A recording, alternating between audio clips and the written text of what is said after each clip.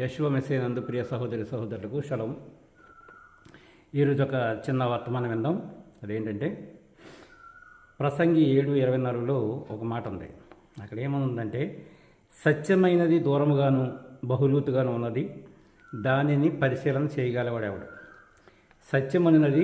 సత్యమైనది దూరముగాను బహుళూతుగాను ఉన్నది, దానిని పరిశీలన చేయగలవాడెవడు. అబద్ధం అనేది చాలా ఈజీగా పసిగట్టగలం, సత్యాన్ని పసిగట్టడం అనేది మాత్రం చాలా కష్టం అండి. అయితే సత్యాన్ని పసిగట్టాలంటే వాళ్ళు నిజమైన దైవదాసులై ఉండాలి, లేదా పరిశుద్ధాత్మ పూర్ణులై ఉండాలి. పరిశుద్ధాత్మ పొందిన వాళ్ళై ఉండాలి. వాళ్ళు మాత్రమే సత్యాన్ని పసిగడతారు, అబద్ధాన్ని పట్టుకుంటారు. మిగతా వాళ్ళు ఎవరికి కూడా సత్యం అనేది తెలియదు. అపోస్తలుల గారు 5వ అధ్యాయం 1వ వచనం నుంచి 10వ వచనం వరకు మనం చూస్తుంటే అక్కడ అననీయ సప్ఫీరాలను వాళ్ళు ఉంటారు. వాళ్ళిద్దరూ భార్యాభర్తలు కలిసి అబద్ధం ఆడతారు. కలిసి అబద్ధం ఆడిన సంగతి పేతురు గ్రహిస్తాడు, పసిగడతాడు. అననీయాని అడుగుతాడు. అననీయ అడిగితే, ఎందుకు నువ్వు ఈ విధంగా మోసం చేయాలని ప్రయత్నం చేసావు అని అడుగుతాడు. అడిగితే అతను సమాధానం ఏం చెప్పాడు మీకు తెలుసు. తర్వాత తన భార్యను అడుగుతాడు, ఎంతగా అమ్మారా అని. అంటే ఆ భూమిని వాళ్ళ అంతగా అమ్మలేదు అనే సంగతి పరిశుద్ధాత్మ పేతురికి బయలుపాటు చేసింది. కాబట్టి పేతురు ఆయన్ని ఆ విధంగా అడగడం చూసాం. ఆ విధంగా అక్కడ సత్యం ఏంటంటే వాళ్ళంతకే అమ్మలేదు, అమ్మిన దాంట్లో కొంత మోసం చేసి వాళ్ళు చేసినట్టుగా మనకు కనిపిస్తుంటుంది. అంటే వీళ్ళిద్దరూ కలిసి ఆ దైవ సేవకుడిని మోసం చేద్దామని ప్రయత్నం చేశారు, కానీ వాళ్ళ మోసం ఆ దైవ సేవకుడి దగ్గర పనిచేయలేదు. వీళ్ళిద్దరికీ కూడా మరణం అనేది ఎంటర్ అయింది. మరణాన్ని తెచ్చుకున్నారు వాళ్ళు. ఒక దైవ సేవకుడి దగ్గరికి వెళ్ళి అబద్ధాలు ఆడి మరణాన్ని కొని తెచ్చుకున్నారనమాట. అలాగే 2వ సమూయేలు గ్రంథం చూస్తే 14వ అధ్యాయం 1వ వచనం నుంచి మనం చూస్తే అక్కడ 20వ వచనం వరకు చూస్తే అక్కడ యోవాబు అని ఒక ఆయన ఉంటాడు. ఈయన దావీదు మహారాజు యొక్క సైన్యాధిపతులు ఒక ఆయన. ఇతను తెకోవ స్త్రీ అని ఒక ఆవిని పట్టుకుని ఆమెకి యాక్టింగ్ నేర్పిస్తాడు. యాక్టింగ్ నేర్పించి దావీదు మహారాజు దగ్గరికి వెళ్ళి ఇలాగ నువ్వు నటించాలని చెప్తాడు.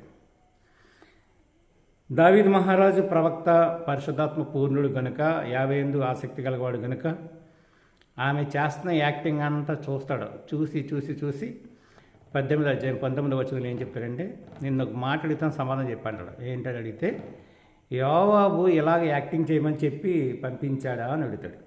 అంటే ఇతను పసిగట్టాడు ఆమె యొక్క యాక్టింగ్ని. ఇతనికి యోవాబు యాక్టింగ్ నేర్పించాడు అని చెప్పి అతను పసిగట్టాడు. అలాగే 1వ రాజుల గ్రంథం 14వ అధ్యాయం 1వ వచనం కూడా చూస్తుంటే యెరోబాము భార్య అని ఒక ఆవిడ ఉంటుంది. ఆవిడ కూడా అహియా ప్రవక్త దగ్గర యాక్టింగ్ చేస్తూ ఉంటుంది. ఈవిడ మారు వేషం వేసుకుని యాక్టింగ్ చేస్తుందని సంగతి ముందుగానే పరమతండ్రి ఇతనికి బయలుపాటు చేస్తాడు. కాబట్టి ఈ కండ్లు కనిపించలేని ఈ అహియా ప్రవక్త యెరోబాము భార్య అని యొక్క యాక్టింగ్ని పట్టుకుంటాడు. అలాగే 2వ రాజుల గ్రంథం 5వ అధ్యాయం 1వ వచనం నుంచి చూస్తుంటే అక్కడ గెహాజీ గారి యొక్క యాక్టింగ్ అర్థమవుతుంది. గెహాజీ అని ఒక అతను ఉంటాడు, ఎలీషా యొక్క శిష్యుడు. ఎలీషా గారు ఏం చేస్తుంటాడంటే బహుమానాన్ని తీసుకోడు, పొమ్మంటాడు. పొమ్మని చెప్తే ఆ బహుమానాన్ని ఆశించి ఇతను వెళ్ళి తెచ్చుకుంటాడు. తెచ్చుకున్న తర్వాత ఈయన అడుగుతాడు, ఎక్కడికి వెళ్ళావని. ఎక్కడికి వెళ్ళలేదని చెప్తాడు. నువ్వు ఎక్కడికి వెళ్ళావో ఏం చేసావు నీ గురించి అంత నాకు తెలుసు అంటాడు. అంటే దైవ సేవకుల దగ్గర యాక్టింగ్ అనేది పనికిరాదు. పరిశుద్ధాత్మ పూర్ణులైన దైవ సేవకుల దగ్గర యాక్టింగ్ చేస్తే వాళ్ళకి తెలియదు అనుకుంటారు చాలామంది, వాళ్ళకి తెలుసండి. అలాగే అపోస్తలుల గారు 13వ అధ్యాయం చూస్తే అక్కడ బరయేసు అని ఒక అతను ఉంటాడు. అతన్ని ఎలుమ గారిడివాడు అని ఒకడు ఉంటాడు. వాడు అపోస్తలైన సౌలు వాక్యం చెప్తానంటే అనేక మందిని పాడు చేయాలని ప్రయత్నం చేస్తూ ఉంటాడు. అప్పుడు ఇతను పసిగడతాడు అతన్ని. ఈ విధంగా 1 by 1 చూస్తుంటే పరిశుద్ధాత్మ ద్వారా యాజకులు లేక దైవ సేవకులు వాళ్ళని పసిగట్టారు, ఫైండ్ అవుట్ చేసి పట్టుకున్నారు. వాళ్ళని కన్మవులు ఎవరి దగ్గర వీళ్ళు దొరకలేదు, కానీ పరిశుద్ధాత్మ పూర్ణులైన దైవ సేవకుల దగ్గర వీళ్ళు మాత్రం అబద్ధికులుగా దొరికిపడిపోయారు. అలాగే 2 సమూయేలు 13 అధ్యాయం 3వ వచనం చూస్తుంటే అక్కడ యెహోనాదాబు అని కూడా అక్కడ ఉంటాడు. వీడు బహు కపటం కలిగినోడు. వీడు అమ్నోనికి యాక్టింగ్ నేర్పిస్తూ ఉంటాడు. అమ్నోనికి యాక్టింగ్ నేర్పించి తామారు జీవితాన్ని పాడు చేయడానికి వీడు కారకుడు అవుతాడనమాట. ఇలా చాలామంది యాక్టింగ్ చేస్తుంటారు. అయితే కొంతమంది యాక్టింగ్కి చాలామంది మోసపోతుంటారు. కానీ దైవ సేవకుల దగ్గర యాక్టింగ్ చేసి దొరికిపడిపోయిన వాళ్ళు చాలామంది ఉన్నారు. యోసేపు చొక్కా చూపించి యాకోబును మోసపుచ్చారు యాకోబు యొక్క కుమారులు. అలాగే యోసేపు యొక్క చొక్కా చూపించి పొతీఫర్ భార్య మొత్తానికి రాజ్యాన్ని కూడా నమ్మింపజేసింది, మోసం చేసింది. అలాగే నాబోతు మీద అబద్ధ సాక్ష్యాలు చూపించి రాజ్యంలోనే నమ్మింపజేసింది యెజబెలు. ఈ విధంగా చాలామంది యాక్టింగ్ చేసి వాళ్ళ యాక్టింగ్ ద్వారా చాలామందిని మోసం చేయడానికి ప్రయత్నం చేస్తుంటారు. అయితే బైబిల్లో పరమతండ్రి ఒక మాట చెప్పాడు, నా ప్రజలు ఎలాంటి వాళ్ళు అని దాని మీద ఆయన కొన్ని మాటలు చెప్పాడు. కొన్ని మాటలు అంటే మొత్తం లిస్ట్ అంతా నేను చెప్పట్లేదు, కానీ కొన్ని మాటలు చెప్తాను. ఆయన తన ప్రజల గురించి ఏం చెప్పాడంటే, నా గొర్రెలు దారి తప్పిన గొర్రెలు, నా ప్రజలు దారి తప్పిన గొర్రెలు, నా ప్రజలు దొంగలు, నా ప్రజలు వ్యభిచారులు, నా ప్రజలు గొప్ప నటనాపరులు, నా ప్రజలు మోసగాండ్రు, నా ప్రజలు అబద్ధికులు, నా ప్రజలు పుట్టుకతోనే మాయగాళ్ళు, నా ప్రజలు నేరమోపువాళ్ళు, నా ప్రజలు అని చెప్పి నా ప్రజలు తిరుగుబాటుదారులు, నా ప్రజలు అని చెప్పి చాలా చండాలంగా చెప్పుకుంటూ ఉంటాడు ఆయన ప్రజల గురించి, వాళ్ళ యొక్క క్యారెక్టర్స్ గురించి. వీళ్ళందరూ కూడా ఆయన పేరు పెట్టుకుని చేస్తున్న పనులు ఇవన్నీ. అబద్ధాలు చెప్తారు, దొంగతనాలు చేస్తారు, వ్యభిచారం చేస్తారు, నటిస్తారు, మోసగాళ్ళగా ప్రవర్తిస్తూ ఉంటారు. అటువంటి మాయ మాటలు చెప్తూ ఉంటారు, నేరాలు మోపుతూ ఉంటారు, దారి తప్పిపోయిన గొర్రెలుగా ఉంటారు. వీళ్ళందరూ ఏంటంటే మళ్ళా ఏం చెప్తారంటే దేవుని ప్రజలని చెప్తారు. ఎవరని అడిగితే మేమందరము దేవుని ప్రజలమే, దేవుని ప్రజలే, దైవికమైన వాళ్ళుగానే కనిపిస్తుంటారు. కానీ వీళ్ళు చెప్పే మాటలు మాత్రం చాలా దారుణంగా ఉంటుంటాయి. ఈరోజు సమస్య కూడా అదేనండి. అనేక మంది దైవ సేవకులుగా ఉన్న వాళ్ళకి నిజాలు తెలియదు. కొంతమంది దైవ సేవకులు మాత్రం నిజాలు తెలుస్తూ ఉంటాయి. ఒక చోట అబ్షాలోం అనే ఒక అతను ఉంటాడు. అబ్షాలోం ఒక కుట్ర చేస్తాడు. ఆ కుట్ర చేసినప్పుడు అబ్షాలోం దగ్గర కొంతమంది దైవ సేవకులు ఉంటారు. అలాగే దావీదు పక్షంగా కూడా కొంతమంది దైవ సేవకులు ఉంటారు. దావీదు పక్షంగా ఉన్న దైవ సేవకులు ఒక రకమైన వర్తమానం చెప్తారు. అబ్షాలోం పక్షంగా ఉన్న దైవ సేవకులు ఒక రకమైన వర్తమానం చెప్తారు. వాళ్ళ దైవ సేవకులు, వీళ్ళ దైవ సేవకులు. కానీ కుట్రదారులు, దైవ సేవకులు కూడా చాలామంది కుట్రదారులు ఉంటారు.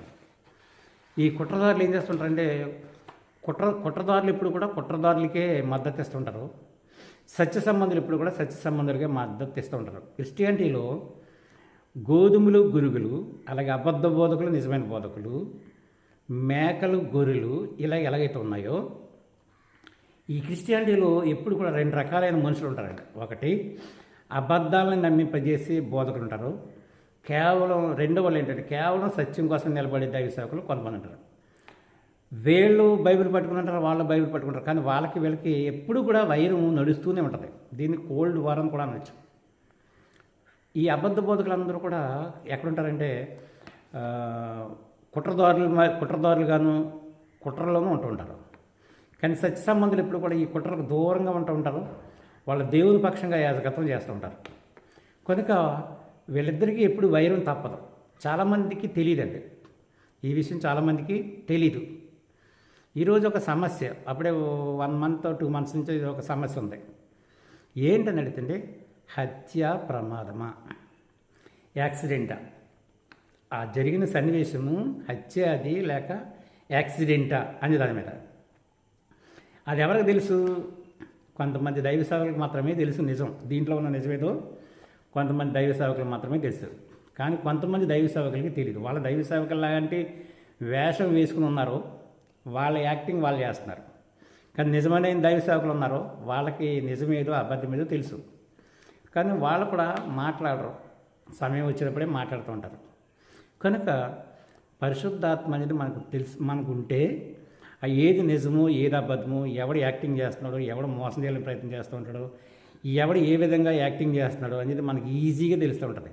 అయితే ఇక్కడ ఒక విషయం గుర్తుపెట్టుకోవాలి.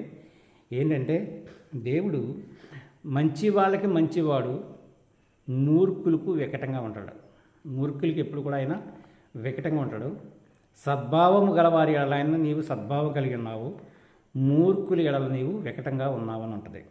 కీర్తన గ్రంథం 18:26, అలాగే 2 సమూయేలు 22-27 వచనాలు చూస్తుంటే సద్భావం గల వారి ఎడల నువ్వు సద్భావం కలిగి ఉన్నావు, మూర్ఖుల ఎడల నువ్వు వికటంగా ఉన్నావు అని ఉంటుంది. కనుక దేవుని యొక్క తీర్పు అనేది చాలా జాగ్రత్తగా ఉంటుంది. కంగారు పడవలసినవి లేదు. నిజమేదో అబద్ధమేదో దైవ సేవకులకి, కొంతమంది దైవ సేవకులకు తెలిసినా తెలియకపోయినా నీతిని న్యాయాన్ని విధించేవాడు ఒక ఆయన ఉన్నాడు కాబట్టి ఆయనకి తెలుస్తుంది ఎవడాలంటే వాడింది. విశ్వాసులు మోసకరంగా ప్రవర్తించిన, విశ్వాసులు అబద్ధికులుగా ఉన్న, విశ్వాసులు ఏ విధంగా ఆయన పేరు చెప్పుకొని ఎన్ని రకాలైన దుర్మార్గాలు చేస్తున్నా, ఇలాంటి మోసగాళ్ళందరినీ కూడా ఏ విధంగా మోసంలో ముంచాలో ఆయనకు బాగా తెలుసు.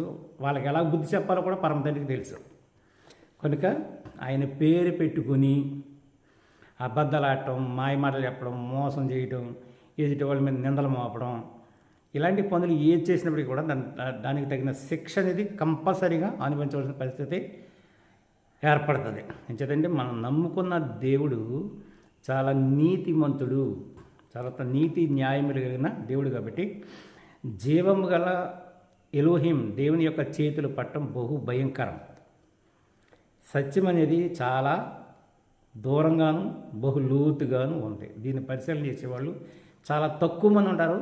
కానీ పరమ తండ్రి ఇప్పుడు కూడా సత్యం పక్షాన్ని ఉంటాడు తప్ప అబద్ధికుల పక్షంగా కానీ, మోసగల పక్షంగా కానీ, లేకపోతే గూడు పుటాన్ని ఆడేవాళ్ళ పక్షంగా కానీ, కుట్రదారుల పక్షంగా కానీ పరమ తండ్రి ఎప్పుడు ఉండడు. పరమ తండ్రి ఎప్పుడు కూడా మనుషులకు మంచి చేయాలని ప్రయత్నం చేస్తాడు. మంచి చేసిన వాళ్ళని ముంచే వాళ్ళని మాత్రం తప్పనిసరిగా అయినా ఏదో ఒక సమయంలో ముంచేయడానికి మాత్రం ముంచేస్తాడు, అనుమానం లేదు. కనుక మనము ఒక దారికి వచ్చి సత్యమైన మార్గంలో నడవాలని ప్రయత్నం చేసినప్పుడు ఆ సత్యమైన మార్గంలో ఎన్ని కష్టాలు వచ్చినా, బాధలు వచ్చినా, శ్రమలు వచ్చినా నడుచుకుంటూ పోవాలి తప్ప ఏదో అవకాశవాదంగా అటు ఇటు అడుగులేసి చేస్తే మాత్రం ఎప్పటికైనా దెబ్బతింటాం.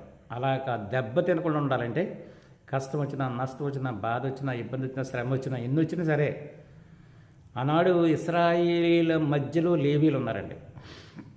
ఐగుప్తు దేశం వదిలిపెట్టిన దగ్గర నుంచి కానాన్ దేశం చేరే వరకు కూడా ఎన్నో శ్రమలు, శోధనలు, ఇబ్బందులు, ఎన్నెన్నో రకరకాల సమస్యలు వచ్చినాయి. ఎన్ని సమస్యలు వచ్చినా అన్ని సమస్యలను కూడా లేవీలు అలాగ భరించుకుంటూనే ఉన్నారు. అలా భరించుకుంటూనే ఉంటూనే వాళ్ళు కానాన్ దేశం చేరినట్టుగా మనం చూస్తూ ఉంటాం. అదేవిధంగా మనం కూడా పరమ తండ్రి యందు నమ్మిక ఉంచిన తర్వాత మనల్ని మోసం చేసేవాళ్ళు ఉంటారు, మన దగ్గర అబద్ధాలు ఆడేవాళ్ళు ఉంటారు, మనల్ని ఇబ్బంది పెట్టేవాళ్ళు ఉంటారు, మనకి ఏ విధమైన శ్రమ కలిగించాలంటే ఆ విధమైన శ్రమలు కలిగించేవాళ్ళు ఉంటారు, మన డబ్బు ఆశించే వాళ్ళు ఉంటారు, మనల్ని మోసం చేయాలని వాళ్ళు ఉంటారు. రకరకాల మనుషులు ఉంటారండి. ఎన్ని రకాల మనుషులు ఉన్నా ఎవడెక్కడికి పోవడం ఏం చదవండి. ప్రతివాడు కూడా దేవుని యొక్క కబంధ హస్తాల్లో ఉన్నారు. ఎవరు విత్తిన దానికి ప్రతిఫలం వాళ్ళు కోసుకోవడం తప్పదు. కనుక మనం వెయిట్ చేసి చూస్తూ ఉండాలి. అలా వెయిట్ చేసి చూసినప్పుడు పరమ తండ్రి మనకి మంచి చేస్తాడు.